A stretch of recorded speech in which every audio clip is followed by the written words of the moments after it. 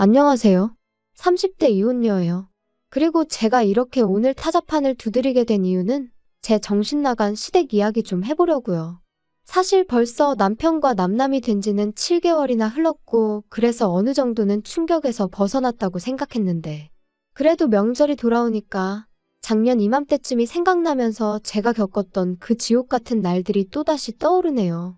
그래서 정말 마지막으로 마음 정리한다 생각하고 이렇게 제 이야기를 해보려고 합니다. 한껏 쏟아내고 나면 제 마음도 예전처럼 평화로워질까요? 남편하고는 지인의 소개로 만났습니다. 남편은 회사를 다니는 평범한 직장인이었고 저는 대학병원에서 연구원으로 근무하고 있었죠. 솔직히 말해서 소개팅에 나가기 전 남편의 사진을 봤었는데 정말이지 영 제 스타일은 아니었어요. 저는 좀 체격이 있고 곰같이 푸근한 사람을 원했거든요. 그런데 남편은 슬림하고 날쌘돌이처럼 생겼다고 해야 할까요? 하지만 지인이 저더러 실물이 훨씬 낫다며 일단 한번 만나보라고 어찌나 성하던지. 그리고 나중에서야 들었지만 남편도 제 사진을 봤었답니다. 그런데 남편은 제가 너무 마음에 들었대요. 그래서 지인한테 커피도 사주고 밥도 사주며 어떻게든 자리만 만들어달라고 부탁을 했었다고요. 일단 자리만 만들어지면 자기가 어떻게든 제 마음을 사로잡겠다면서. 아무튼 그래서 만나게 된 거예요. 하지만 아니나 다를까 처음 몇 마디를 나눴을 땐 역시 내 스타일이 아니구나 싶었습니다. 왜냐하면 서로 공통점이라곤 하나도 없는 것 같았거든요. 좋아하는 음식이나 영화 그런 것도 전혀 달랐고. 그런데 그런 저희가 통한 건 다름 아닌 운동이었어요. 남편은 다른 운동은 별로 좋아하지 않는데 유일하게 종종 즐기는 게 등산이라대요. 그리고 저는 남편에 비하면 다양한 운동을 즐기는 편이었는데 등산만큼은 제대로 해본 적이 없었지요. 혼자서 산을 오른다는 게 왠지 걱정도 되고 길이라도 잃을까 무서워서 말이에요. 그런데 제가 이런 이야기를 하자 남편은 자기 말로는 자기가 별명이 날다람쥐일 정도로 산에서는 날아다닌다며 언제 한번 같이 가자고 한껏 너스레를 떠는데 실제로 등산 실력이 어떤지를 떠나서 제 앞에서 익살스럽고 너스레를 떠는 그 모습이 마음에 들었어요. 그래서 조만간 등산 한번 같이 가자는 남편의 말에 못 이긴 척 좋아요했던 게 부부의 연으로 이어질 줄은 몰랐네요. 남편도 저도 각자 일로 바쁘다 보니 데이트는 일주일에 한 번 그것도 산에 오르내리는 게 전부였어요. 그리고 그 정도로 같이 할 시간이 짧다 보니 서로 힘들고 지치는 이야기보다는 좋은 얘기, 재밌는 얘기를 주고받는 일이 대부분이었죠. 그리고 솔직히 그때는 그게 서로에게 유익한 일이라고 생각했습니다. 가뜩이나 회사 생활을 비롯해 여러 가지 일로 받는 스트레스가 이만저만이 아니었는데 같이 있을 때만큼은 그렇지 않았으니까요. 하지만 이혼까지 해본 제가 느낀 건 늘 서로 웃고 지낸다고 좋은 것만은 아닌 것 같아요. 가끔은 싫은 소리도 오가고 다퉈보기도 하고 여러 가지 면을 미리미리 겪어봤어야 했는데 사람이 원래 예상치 못한 상황에서 본 모습이 나온다고들 하잖아요? 그렇게 치면 남편이나 저나 둘 다 결혼 전 서로의 본 모습을 보여줄 기회가 너무 많이 부족했다 싶거든요. 결혼 당시 시댁으로부터 받은 도움은 없어요. 시댁 형편이 썩 좋지가 않았거든요. 그리고 일단 분명히 말해두건대 저는 신경 쓰지 않는데 그럼에도 불구하고 사람들은 제가 부모님이 안 계시다 하면 처음부터 뭔가 불안한 표정으로 저를 보더라고요. 안쓰러워하는 표정도 있고 어딘가 모난 구석이 있진 않을까 하고 살피는 표정도 있고 솔직히 유쾌하진 않지만 20살 이후로 워낙 자주 겪어서 소위 인이 배겼다고 하죠? 제가 딱 그랬어요. 그리고 적어도 나는 다른 사람한테 부모님은 살아계신지 재산은 있는지 그런 거에 관심을 갖지 말자고 생각하게 되었죠. 그래서 남편이 아버지가 안 계시다 했을 때 별로 신경 쓰지 않았어요. 다만 아버님이 돌아가신 뒤 가세가 기울어 집에 돈이 없다는 이야기를 할 때는 그래도 내 처지가 나은가 하는 유치한 생각이 들긴 하더라고요. 저는 어머니가 돌아가시면서 아파트 한 채랑 어느 정도 재산은 남겨주고 가셔서 그렇게 먹고 사는데 큰 걱정은 없었으니까요. 어머니가 남겨주신 아파트는 아버지의 도움 없이 어머니가 오롯이 혼자 일궈내신 재산이었어요. 어디서부터 말해야 하나 싶은데 일단 저는 아버지에 대한 추억이 거의 없습니다. 워낙 일찍 돌아가셨거든요. 어머니 말씀으로는 교통사고였다는데 당시 막 돌이 지났던 저를 조금이라도 빨리 보고 싶으셔서 회식도 마다하고 서둘러 집에 오시던 길이셨다나 봐요. 그런데 음주운전 차량에 그만 그 자리에서 세상을 떠나셨던 거지요. 저는 이런 사정을 중학교 때 알았습니다. 그것도 할머니를 통해서 말이에요. 그리고 말이 나왔으니 말이지만 할머니는 늘 저를 원망스러운 눈빛으로 바라보곤 하셨는데 어렸을 땐 그 이유도 잘 모르고 그저 미움을 받는 사실이 너무 받아들이기 힘들었어요. 그런데 그 이유를 알고 나니까 할머니 입장에선 제가 미울 수밖에 없겠다 싶더라고요. 저희 할머니도 아들 하나는 낳아야 한다는 그 위에 그러니까 증조할머니의 성화에 어지간히 시달리다 아주 힘들게 저희 아버지를 낳으셨다 했거든요. 그런데 하나뿐인 아들이 손녀를 보러 가다 세상을 떠났으니 내 잘못도 아닌데라는 억울함과 나만 없었더라면 하는 죄책감이 한데 뒤엉켜 참으로 오랫동안 저를 힘들게 했어요. 그런데 그렇게 저를 힘들게 하셨던 할머니가 정말 돌아가시기 이틀 전에 저를 불러 미안하다셨습니다. 그 소리를 듣고는 얼마나 울었는지 몰라요. 그래도 미안하다 소리는 들었네라는 안도감과 동시에 이제 할머니를 어떻게 원망해야 하나, 원망할 수도 없게 하고 가시네 하는 황당함 때문에요. 아무튼 아버지가 돌아가시고 이후로 저희 어머니는 무슨 일이든 닥치는 대로 하셨어요. 설거지, 건물 청소 그런 건 뭐 기본이었고요. 마늘밭이 돈을 많이 준다 해서 거기 가셨다가 아주 생으로 앓느라 몇 날 며칠 꼼짝을 못 하신 적도 있지요. 그리고 그렇게 벌어서 마련하신 집이 지금 제가 살고 있는 이 33평의 아파트입니다. 처음에 이 집에 들어왔을 때 환하게 웃으시던 어머니의 얼굴이 지금도 얼마나 선명한지 몰라요. 그래서 제가 다니는 직장에서 거리가 좀 있긴 해도 제 입장에선 파는 건 말도 안 되는 일이었지요. 그런데 남편이랑 결혼 이야기가 나오자 남편이 먼저 제 아파트 이야기를 꺼내며 거기서 신혼살림을 차리는 건 어떻냐대요. 그리고 저는 고민할 것도 없이 싫다고 했어요. 당시 남편도 돈이 있다고 했고 저도 돈이 있었으니 그 돈에 대출을 더해 새로 집을 구하면 되는 상황이었고 무엇보다도 그저 제 아파트는 비워두고 싶었어요.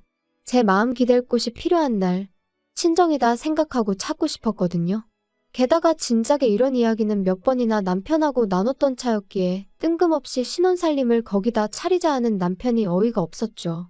하지만 남편은 계속해서 언제까지 돌아가신 분한테 매달리며 살 거야? 돌아가신 어머님도 그러라고 남겨주신 집은 아닐 텐데. 돌아가신 분한테 매달리는 게 아니고 그냥 아직 내가 준비가 안 됐다니까. 그리고 까놓고 말해서 내가 오빠보다 돈을 덜 모은 것도 아니고 오빠 말대로 반반 결혼할 수 있다는데 왜 자꾸 내 아파트에서 신혼살림을 시작하자는 거야? 분명히 말해두는데 나 싫어. 뭐 언젠가 내 마음이 좀 정리가 되면 그땐 나도 또 마음이 달라질지 모르지만 아무튼 지금은 아니야. 당분간은 그럴 일 없으니까 그 집은 그냥 없는 집이다 생각해. 그리고 결국 저희는 그렇게 작은 빌라에서 전세살이를 시작했습니다. 어머님도 남편도 멀쩡한 아파트를 두고 전세살이가 웬 말이냐며 투덜거렸지만 저는 아무렇지도 않았어요. 후회도 없었죠. 한편 그렇게 결혼한 지 어느덧 2년차가 되던 때였습니다. 신우가 만나는 사람이 있다며 재혼을 하게 될지도 모르겠다는 소식을 전해왔어요. 그리고 저와 신우의 관계는 썩 좋은 편은 아니었지만 그때만큼은 진심으로 축하한다 전했습니다. 신우와 인간 대 인간으로선 맞는 구석이라곤 하나도 없었지만 그래도 어쨌든 혼자 시조카를 키우는 걸 보면 짠한 마음이 안 드는 건 아니었으니까요. 돌아가신 친정어머니 생각도 났었고 참고로 왜 사이가 안 좋았냐 하시면 자기가 혼자 아이를 키운다는 이유로 주변으로부터 바라는 게 참 많았어요.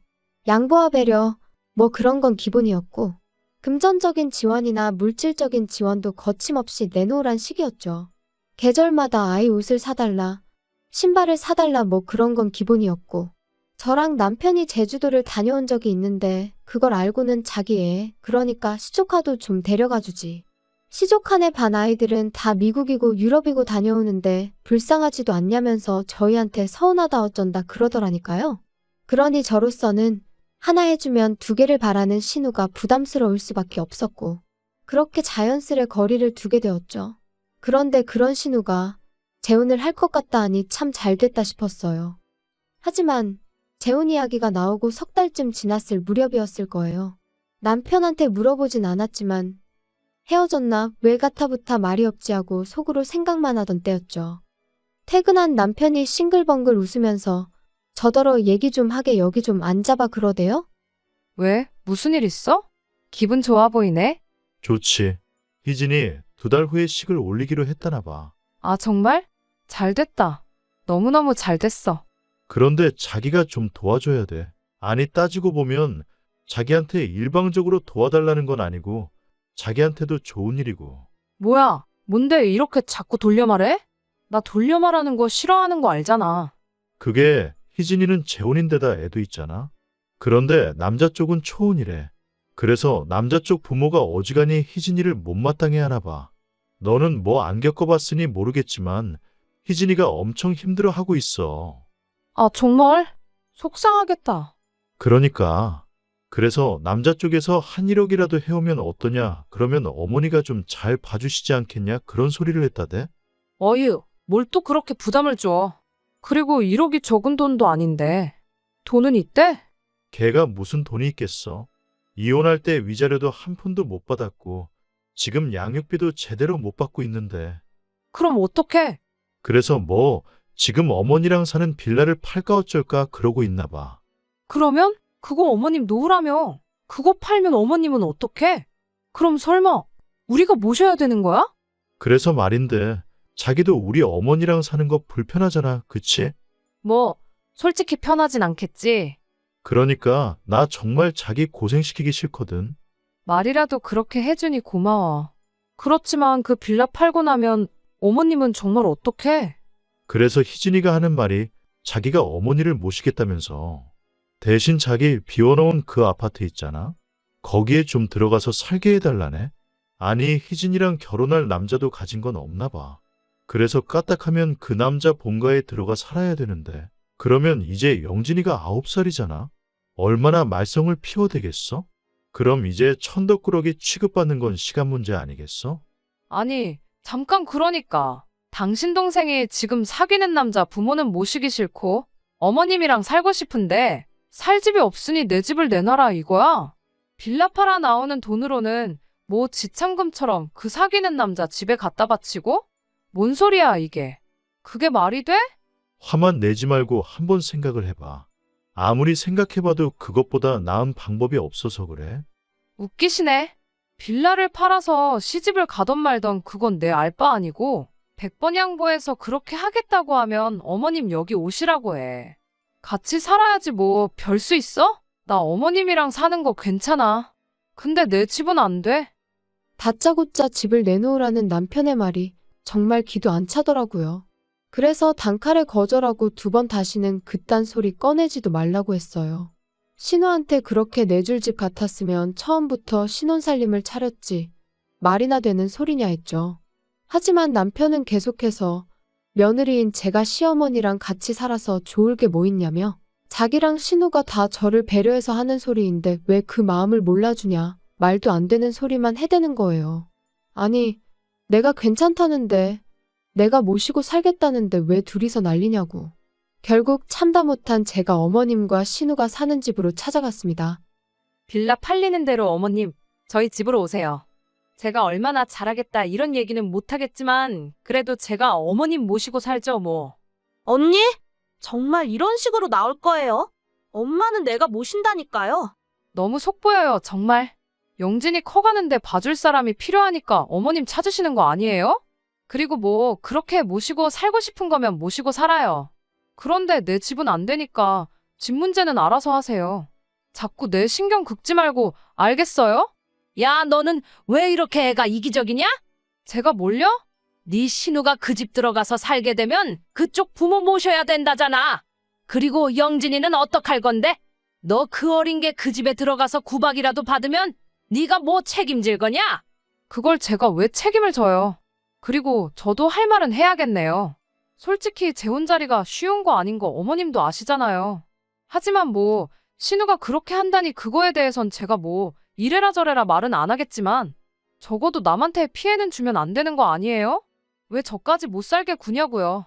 아무튼 어머님, 저희 집으로 오세요. 저랑 살아요. 아시겠어요? 아이고, 안 간다니까.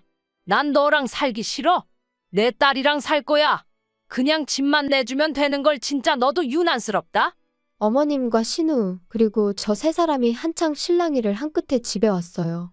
그리고 남편과는 한 일주일 동안 서로를 마치 유령 취급하며 지냈죠. 솔직히 저럴 거면 왜 집에는 꼬박꼬박 들어오나 싶더라고요. 그냥 나가버리지. 아무튼 저는 까놓고 불편한 건 하나도 없었어요. 평소처럼 출퇴근하고 밥 차려 먹고. 반면에 남편은 불편한 게 한두 가지가 아니었겠죠. 지 먹을 거라곤 라면밖에 못 끓여 먹는 인간이었으니 옷도 안 다려주니까 오기로 그러는 건지 뭔지 군대까지 다녀온 사람이 지 셔츠 하나 다림질도 못해서 꼴사납게 나가더라니까요. 하지만 뭐 그러던지 말던지 내 알바냐 내버려뒀어요. 그랬더니 이제 더는 안 되겠다 싶었는지 저더러 얘기 좀 하자고 하더라고요.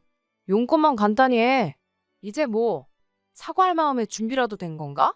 사과는 무슨, 내가 너한테 뭐가 미안해야 되냐? 너야말로 이제라도 우리 어머니랑 내 동생한테 사과해라. 그 두 사람이 너 때문에 얼마나 속상해하고 서운해했는지 알아? 야, 너 솔직히 내 동생이 재혼하는 거 싫지? 싫어서 지금 회방 놓는 거지? 아니, 이건 또 무슨 소리야. 내가 왜 신우 재혼을 방해하니? 재혼을 하든 삼혼을 하든 사혼을 하든 난 상관없어. 단지 내 집을 왜 탐내냐 이거야. 그리고 어머님을 내가 모시겠다는데 도대체 뭐가 문제야? 밖에 나가서 아무나 잡고 물어봐. 오갈 곳 없어지게 생긴 어머님을 모신다는 며느리랑 안 온다고 버티면서 며느리 집이나 내놓으라는 어머님이랑 누가 더 이상한 건지. 우리 엄마는 희진이랑 살고 싶다시잖아. 영진이도 키워주셔야 된다고. 아니, 효도도 부모님이 원하시는 대로 해드리는 게 효도지. 너 하고 싶은 대로 하면 그게 효도냐? 아우, 알았어. 그럼 안 모시면 될 거 아니야? 하지만 그런다고 내 집도 못 들여. 나 지금 분명히 말하는데 안 모셔. 넌 진짜 이기적이다. 너 이렇게 이기적으로 살 거면 결혼은 왜 했냐? 뭐? 내가 그럼 뭐 당신하고 어머님 그리고 신우 입맛대로 꼭두각시 마냥 살려고 결혼한 줄 알았어? 당신이야말로 결혼이 뭐라고 생각한 거야? 진짜 어이없네. 우리 둘 다 결혼 잘못한 거 맞지? 그래, 이쯤에서 갈라서자고. 그리고 결국 허무하게도 그렇게 저희의 짧은 결혼 생활은 막을 내리게 되었습니다. 남편은 남편대로 저한테 질릴 대로 질렸다고 난리였고 저는 그런 남편에게 이혼해 줄 테니 재산 딱 반반 갈라서 그걸로 네 여동생 시집을 보내든 어머님을 요양원으로 모시든 아니면 네가 다 데리고 살든 네 마음대로 하라고 했어요.